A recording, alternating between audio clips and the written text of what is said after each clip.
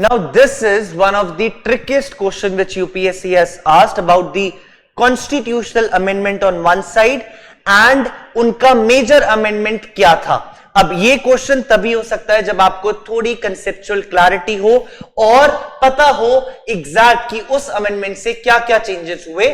सो 24th amendment 1971 ने कहा that parliament के पास कितनी पावर है to amend the constitution of India.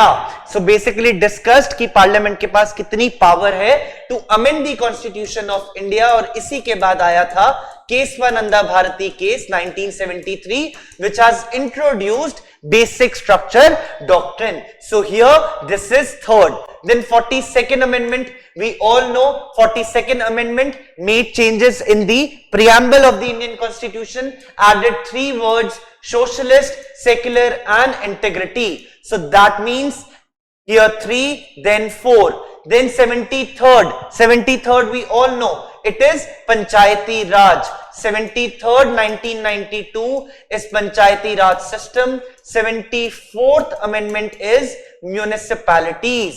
Then comes the last 86th amendment, talks about right to education. It has made a fundamental right by inserting article 21A कि आपकी fundamental right है for free and compulsory education for the child between the age group of 6 to 14 years. कितने साल से बीच? 6 से 14 अगर आपकी है तो state shall provide you free and compulsory education. So 3, 4 and then 2, 1. This should be the answer. If we come here, A should be the answer. 3, 4, 2, 1.